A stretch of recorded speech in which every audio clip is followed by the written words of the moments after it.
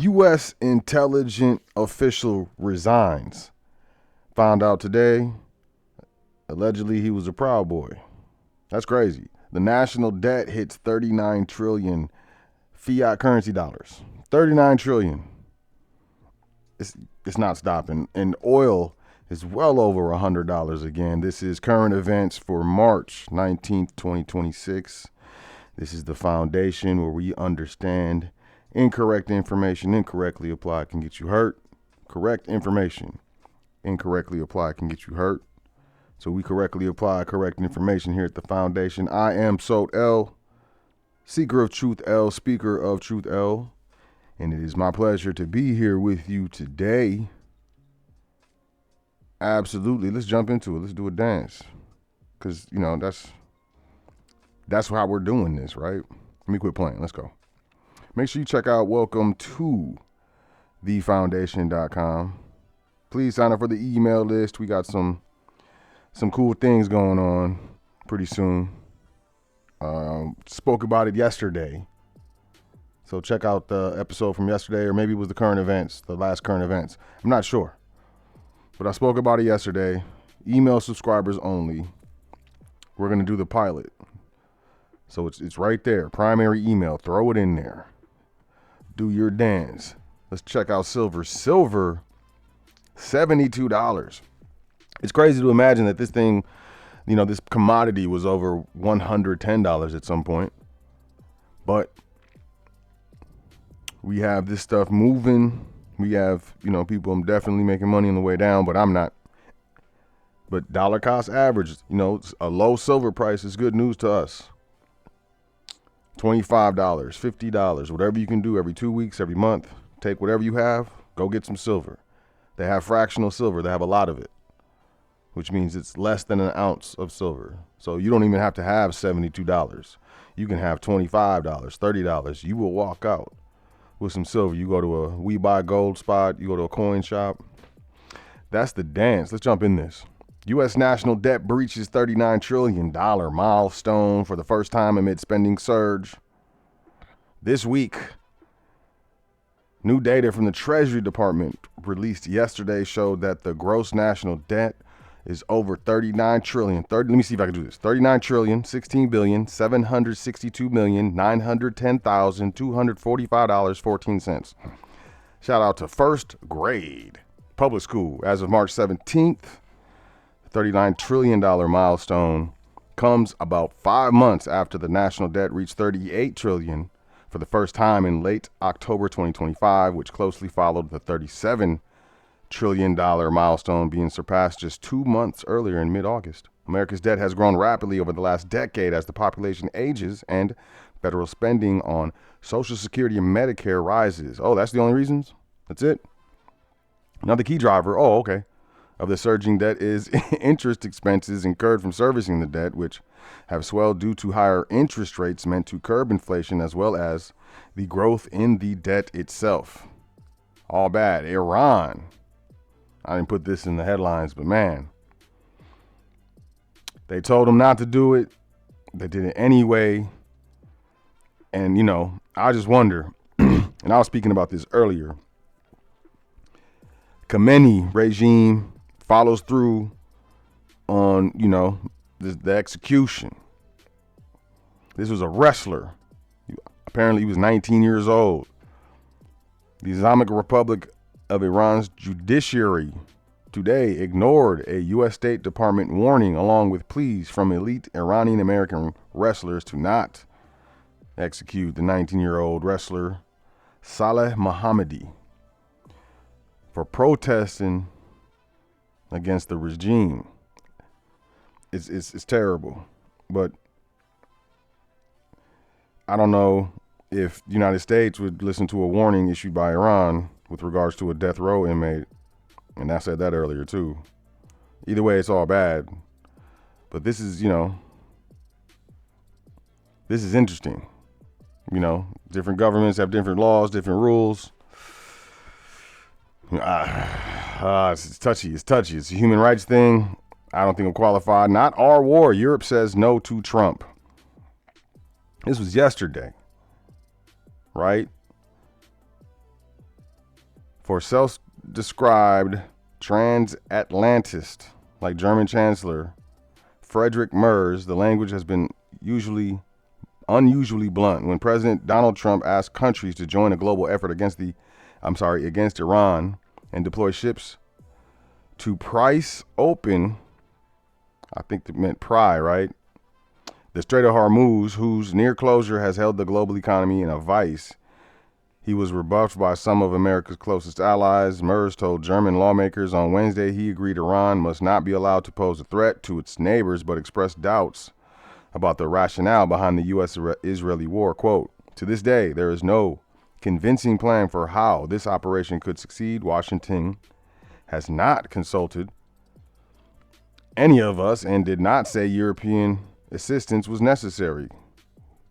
He went on to say we would have advised against pursuing this course of action as it has been pursued. Therefore, we have declared that as long as the war continues, we will not participate in ensuring freedom of navigation in the Strait of Hormuz, for example, by military means. Now, that sounds like a hard statement. It sounds like a hard no, doesn't it?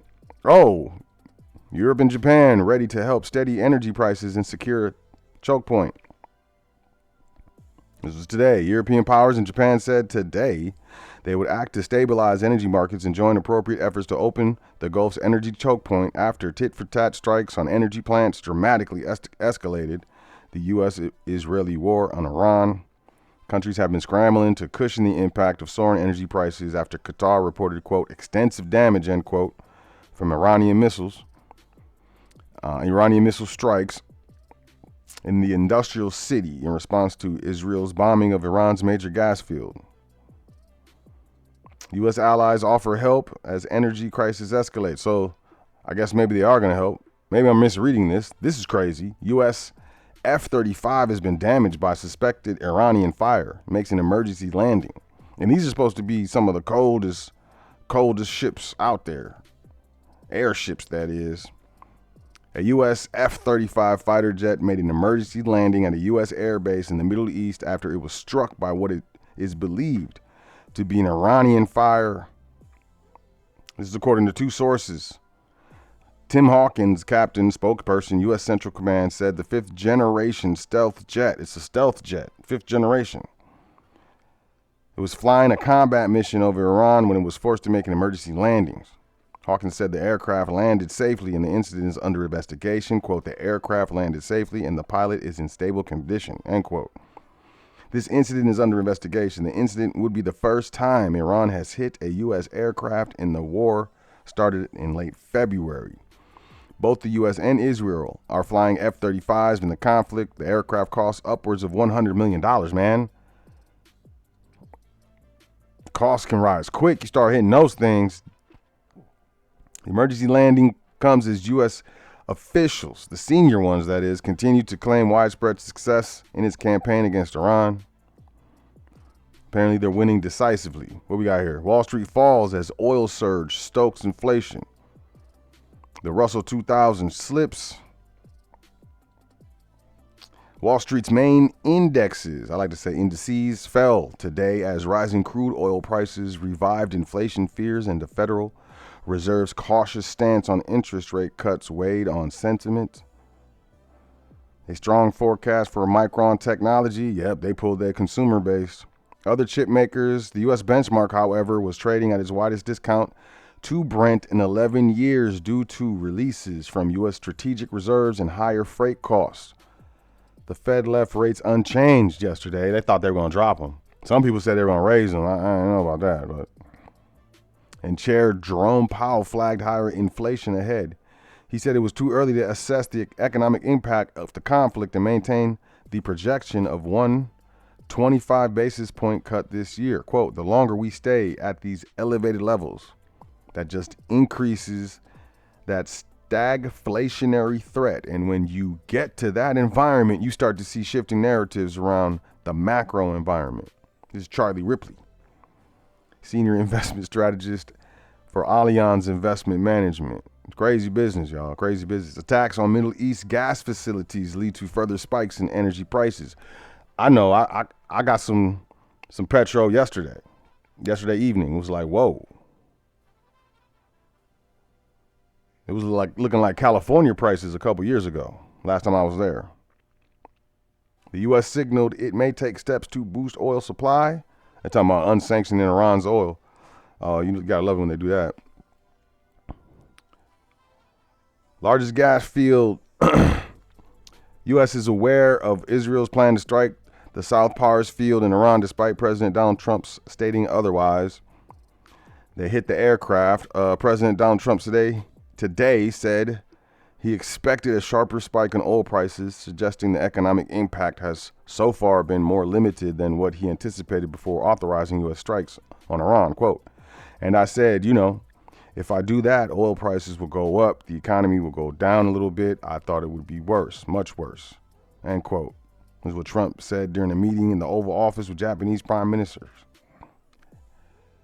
Actually, I thought there was a chance it could be much worse. It's not bad, and it's going to be over with pretty soon, he added. When asked whether he would lift sanctions on Iranian oil, the president said he would do whatever is necessary to help with prices.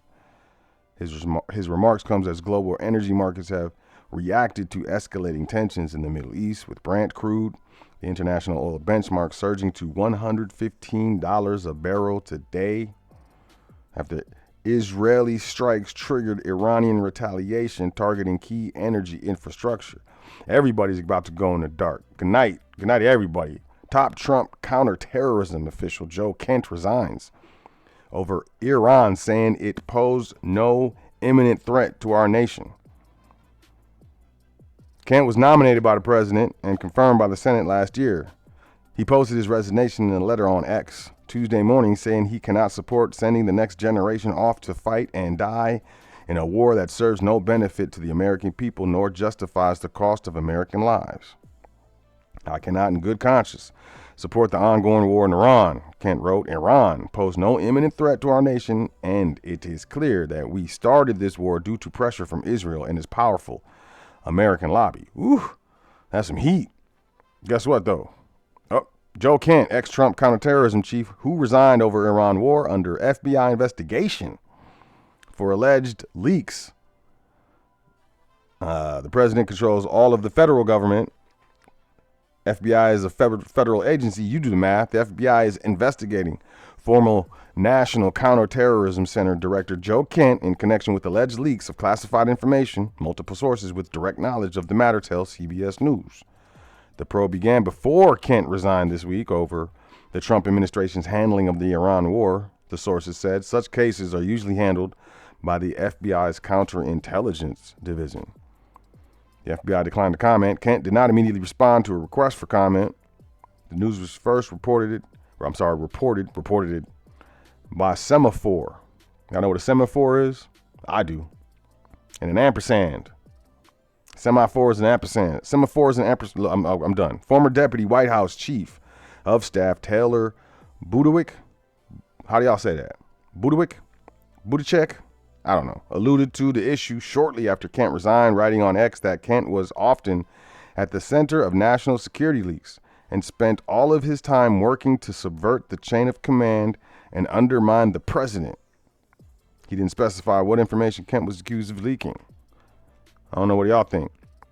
Pete Hegseth says the largest strike package yet coming today in Iran war.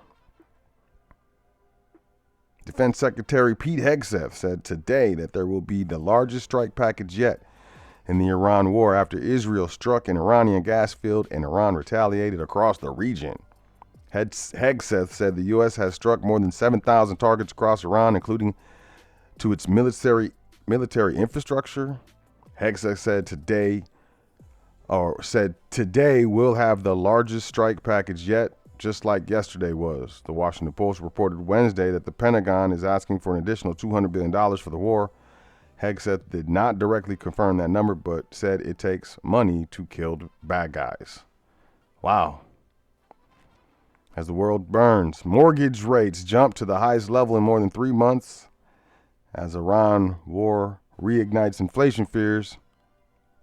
Just read a couple of them. They try to lock us out. We don't do that. The war in Iran is driving up the cost of buying a home in America.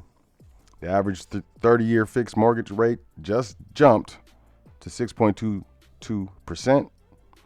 That's this week, the highest level since early December, following a surge last week, a consequence of inflation fears rippling through markets.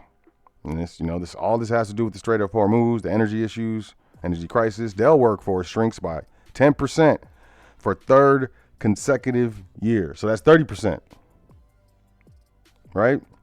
Texas-based tech giant now employs 97,000 people, down from 133,000 in 2023. Retail apocalypse, it's going to continue. Dell's workforce has fallen by 10% for a third year in a row, according to annual reports filed Monday. As of January 30th, my battery's about to die. I got to hurry up. The reductions were primarily driven by the cost-cutting measures, including employee reorganizations, restricted external hiring, and facility consolidation to better align investments. Get on out of here. Get up out of here. Quote, throughout fiscal 2026, we remained committed to disciplined cost management in coordination with our ongoing business modernization initiatives and continued to take certain measures to reduce costs, end quote, the company said. Yeah, that's 100% PR. My man said modernization initiatives. Got it. Trump's promised manufacturing boom could not save these Whirlpool jobs. They tried to get us again. The U.S. lost thousands of manufacturing jobs over the last year. Beverly Dawson's family was among them. Dawson was laid off this month at Whirlpool's refrigerator factory in Amana, a small town in eastern Iowa. Her sons offered to work full-time at the plant. Her son's offer to work full-time at the plant when he graduates from college in a few semesters was also pulled. Her husband was the only one to survive the latest round of layoffs. At the Amana plant, the hope of a stable future building appliances in the town that introduced America's first side-by-side refrigerator is dimming. The factory's workforce had been cut by more than half over the last few years as Whirlpool. Where's the pool? Where are all the pools? Whirlpool's refrigerator factory expands production in Mexico. Quote, you have generations working at the Amana plant, people's parents and grandparents, end quote. Dawson, 48, said, who went on to say it's a central part of the community and was a good, solid place to work. But nothing lasts forever, y'all. Dawson is one of more than 100,000 American manufacturing workers who have lost their jobs since President Donald Trump entered office last year. Trump, as a candidate, promised manufacturing boom and once in office launched broad global tariffs as a way to revitalize factory production in the United States. People are going to get caught in a crossfire. Whirlpool, too. That's an American staple company. Despite the administration's push, the decades-long decline in manufacturing has marched on. The U.S. economy has shed more than 7.5 million manufacturing jobs since its peak in 1979, driven by global competition, automation, and exchange rates. I think it's more than that. Whirlpool has opened 4 factories in Mexico to build refrigerators in recent years, said the International Association of Machinists in Aerospace, which represents workers at the Amana plant. That's messed up. Especially if you got generations working. Nothing lasts forever, but, when stuff stops lasting, it's tough. On the funny side, rapper Afroman wins his lawsuit against Ohio police over mocking their raid of his home, saying it's for Americans. The Grammy-nominated rapper Afroman won a defamation lawsuit filed by 7 Ohio sheriffs, so they filed the suit against him. So the sheriffs sued Afroman over music videos in which he used home security footage to mock their raid of his home. Quote, it's only for artists. It's for Americans.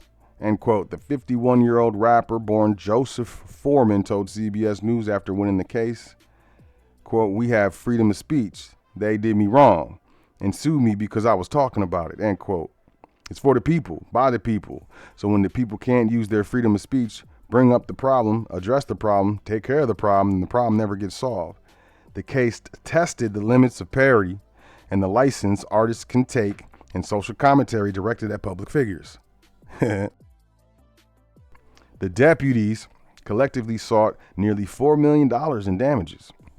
Quote, no reasonable person would expect a police officer not to be criticized. They've been called names before, end quote. This was the defense lawyer, David Osborne, in closing arguments for the rapper and comedian known for his breakout 2000 hit, Because I Got High. The Adams County deputies said they were publicly harassed over the viral video, which were viewed more than 3 million times on YouTube. The video show rifle-wielding deputies busting down Afroman's door, searching his shoes and suit pockets, and hungrily eyeing a cake on the kitchen table, inspiring one song's title, Lemon Pound Cake. In other music videos, Afroman took aim at the deputies' personal lives and called them crooked cops because of $400 that went missing in the raid. Quote, police officers shouldn't be stealing civilians' money. That's true. That's very true. This whole thing is an outrage. This is what he testified. In court, wearing a red, white, and blue American flag suit, he defended his work on First Amendment grounds and said he issued the diss tracks to cover damages from the raid, including a broken gate and front door. Quote, in all circumstances, the jury finds in favor of the defendant. No plaintiff verdict prevailed, end quote, said Judge Jonathan Hine. Afroman cried after the verdict was announced. The station reported, quote, we did it, America. Yeah, we did it. Freedom of speech. Right on, right on. He shouted outside the courthouse after the Wednesday evening verdict. He later posted the clip on social media. No charges were filed in the 2022 raid, which the warrant said was part of a drug and kidnapping investigation. In his testimony, he said he had the right to tell his friends and fan what police had done. He said the raid traumatized his children, then 10 and 12. That's messed up. That's not cool. Afroman was not at home during the search, but his wife was present and recorded parts of the search on her phone. Videos posted by Afroman on social media show police breaking down his door as they entered the home wielding weapons. Quote, the whole raid was a mistake. All of this is their fault. If they didn't have wrongly raided my house, there would be no lawsuit. I would not know their names. They wouldn't be on my home surveillance system, and there would be no songs. Nothing, end quote. The lyrics of Will You Help Me Repair My Door addressed the police directly. Quote, did you find what you were looking for? Would you like a slice of lemon pound cake? You can take as much as you want to take. There must be a big mistake. The video slows down, showing an officer holding a gun next to a cake stand in Afroman's kitchen. Then he raps, the warrant said narcotics and kidnapping. Are you kidding? I make my money rapping. You crooked cops need to stop it. There are no kidnapping victims in my suit pockets. As the video shows the officer searching his closet, the deputies, in their testimony, said the songs ridiculed them. Deputy Lisa Phillips said the rapper created a derogatory music video that questioned her gender and sexuality. Sergeant Randy Walters said his child had been hazed at school over Afroman's post and came home crying. Quote, where in the world is it okay to make something up for fun that's damaging to others when you know for sure it's an absolute lie, end quote, he asked. Afroman's lawyer, in closing arguments, said it was not unusual for artists engaged in social commentary to exaggerate. Robert Klingler, representing the deputies, said Afroman lied about, quote, these 7 brave deputy sheriffs for the past 3 years. Even if somebody does something to you that hurts you, that you think is wrong, like a search warrant execution, that you think is unfair, that doesn't justify telling intentional lies designed to hurt people. Afroman lives in Winchester.